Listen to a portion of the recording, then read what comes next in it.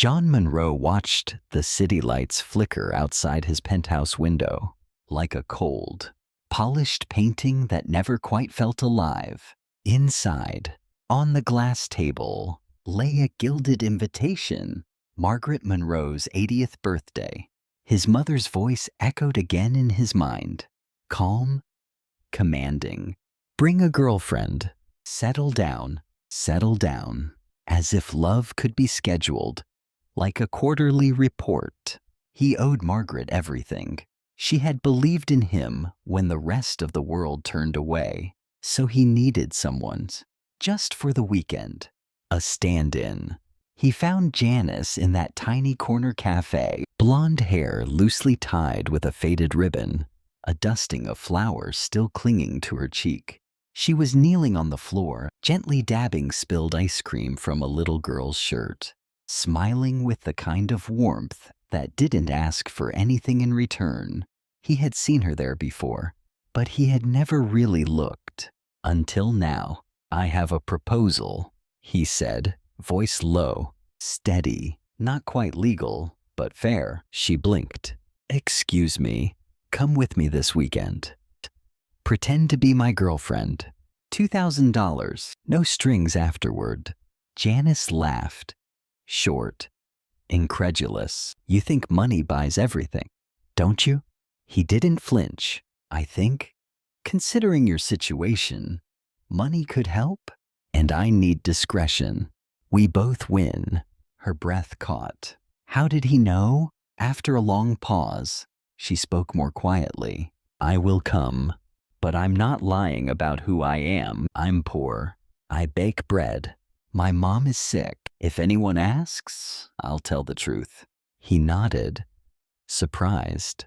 "I'm not asking you to lie. Just pretend you care about me." A shadow passed through her eyes, something old and painful. "I'll pretend," she said. "But if at some point I actually start to care, that's not part of your deal." John's fingers tightened around his coffee cup.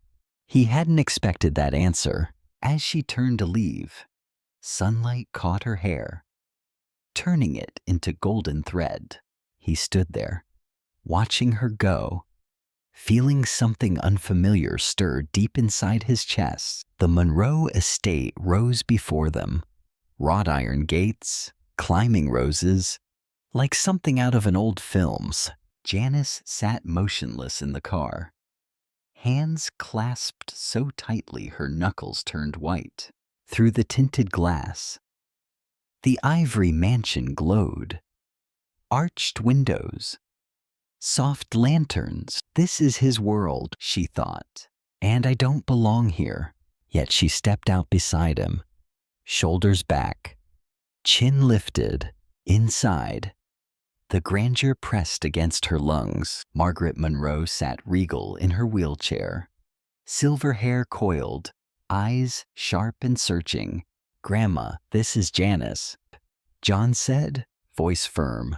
Janice gave a small bow. "It's an honor to meet you, ma'am." Margaret nodded. No smile, but her gaze held steady. That night the ballroom glittered. Janice, in pale blue, watched everything, especially Margaret. She noticed the faint tremble in the older woman's hands as she reached for her teacup. Without thinking, Janice crossed the room, took a soft shawl, and gently draped it over Margaret's hands. "Your hands are cold," she said quietly. "Let me help keep them warm." Margaret looked up, startled, her stern features softened. "Just a fraction. Thank you, dear." From across the room, John watched Janice's kindness, so unafraid, so uncalculated. His gaze lingered longer than it should have. She said she would pretend to care, but what if this isn't pretending? And then, sharper, more dangerous, what if I'm starting to feel something real, something never in the agreement? The next morning, birdsong drifted through the open window. Janice tied her hair back with the same worn ribbon, slipped into the kitchen, found an apron. Soon the air filled with butter, cinnamon, sugar, memories. John came downstairs, drawn by the scent. He stopped in the doorway, watching her roll dough, flour on her cheek, completely at peace. "You're baking?" he asked, voice low. "Old habits die hard," she answered, with a faint smile. "I don't remember the last time this place smelled like home. Maybe it needs to, more often, later." She pushed Margaret's wheelchair along the dew-kissed garden path. "I used to bake apple pie with my mom every Sunday," Janice said softly. "The whole house would smell like nutmeg." Margaret's gaze drifted. "Remembering? That was my husband's favorite. He always asked the chef to burn the crust. Just a little." Janice laughed. Surprised? Genuine? Margaret chuckled too. A real, warm sound that floated through the quiet garden from an upstairs window. John watched them, his grandmother laughing. Janice's open, unguarded face. Something inside him cracked open, quietly, painfully. That evening, he overheard his own voice, raised, raw. Behind a closed door, "Every woman I meet sees the surname, the company. Never me." His mother's reply, gentle but firm. With it comes responsibility. And John, bitter. What if I don't want to be their puppet? Janice stepped back, heart tight. Millionaire? Later, on the patio, she looked at him. "You okay?" He glanced over, surprised she had noticed. That obvious. She met his eyes. "No one can force you to be something you're not, except yourself." For a long moment, he said nothing, but something behind his gaze softened, cracked open. He nodded once. That was the beginning of something neither of them could name yet. The weekend unraveled slowly, beautifully, painfully, until the moment the heirloom necklace vanished. And everything shattered. Later, in the drawing room, Margaret's voice cut sharp. "My necklace is missing." Vanessa stepped forward, voice trembling just enough. "Maybe we should check the coats." Then, holding Janice's coat, "Oh no. Grandma, it's here." Janice froze. I didn't touch it." Whispers curled around her like smoke. "I didn't take it," she said again, louder, but so tired. Margaret spoke softly. "I don't believe you would do that, Tila. But this is difficult." That one sentence broke her. Janice turned toward the door. "Don't," she said, voice thick with heartbreak. "I know what this looks like, and I know no one here will really believe me. Not when I'm just the hired girlfriend, with no last name worth anything." She looked at John. "Just once, you asked me to pretend, but I didn't pretend to care.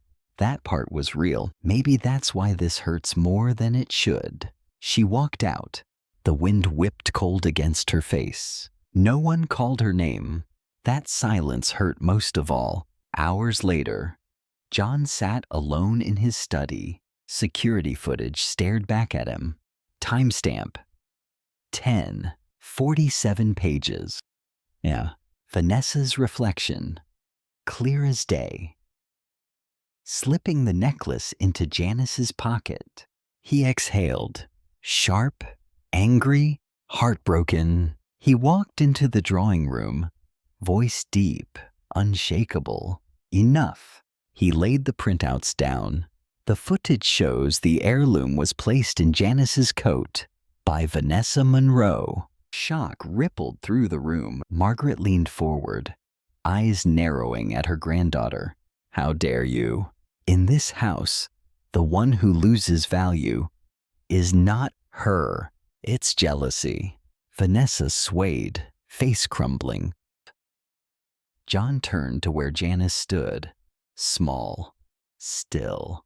His voice softened, almost broke. I asked you to pretend you cared for me, but I lied you into my world, and somewhere along the way, I fell in love with you. Not because you proved anything, because you were you. Silence. Janice's gaze dropped, then lifted to Margaret, who gave a small, honest nod. John continued, quieter. I'm sorry I treated you like a placeholder. I can't ask you to be one anymore. A tear slipped down her cheek. She stepped forward. Thank you, she whispered. No grand gestures, no applause, just truth. Back in the city, the bakery smelled like cinnamon again, but something was missing. Every night, she saw his face in the moonlight. Every morning, the silence on her phone felt louder. Then, one evening, she felt him before she saw him. John stood outside the glass door. Plain shirt, no tie, no armor. He looked lost. He didn't knock. He just watched her. Through the rain-streaked window, she turned away slowly, not to hide, but to see if he would follow. He stayed. A quiet silhouette in the falling dusk. Later, under the awning, soaked, holding an umbrella he hadn't used. He stepped inside when she finally opened the door. The bell chimed. Rain and bread filled the air. Why? She asked, holding the hospital receipt, voice trembling. You think money can fix everything? Again, he looked down. No, I know it can't. Then why? He searched for the words, voice low, almost breaking. I couldn't stand knowing you were struggling alone. From the first moment I saw you, cleaning that little girl's shirt like it mattered more than anything else, I realized no one should ever have to be alone in this world. Not you. Tears fell freely now. He stepped closer, hesitant. I'm not here to ask for forgiveness. I know I hurt you. Maybe I don't deserve another chance. I just needed you to know. None of it was ever a lie. I just didn't know how to tell the truth without losing you.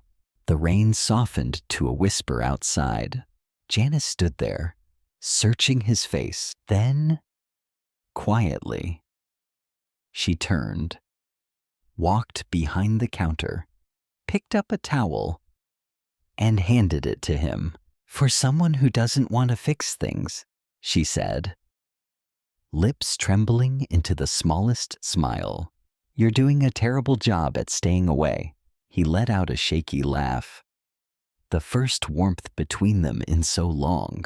For the first time since she left the mansion, the silence didn't hurt. It healed. Weeks later, late afternoon sun poured amber across the estate. Janice stood at the gates, holding a small white box. Homemade apple pie, still warm. She didn't call ahead. She just came. Margaret waited near the window. Lilac cardigan, eyes shimmering. My dear, she whispered, reaching out. Janice knelt, set the pie down, took the older woman's hand. I made your favorite. Fresh apples, not too sweet. Margaret squeezed tighter. I'm glad you came back. Footsteps, soft, on the staircase. John stopped halfway down. Simple sweater, dark jeans, no armor. Their eyes met. He walked slowly, as if the moment might disappear. When he reached her, he didn't speak at first. Then, he knelt, not with a ring, but with quiet reverence. He took her hand, placed it over his heart, where it beat steady. Real, this time, he said, voice husky. No contracts, no conditions, just me and real love. Janice stared. Breath caught. Tears filled her eyes. But her smile came first. Soft, true, she whispered. And this time, I don't have to pretend anymore. Their hands stayed there. Over his heart, something wordless passed between them. Not a deal, not a performance, just love, chosen freely. For the first time, both of them knew this was home.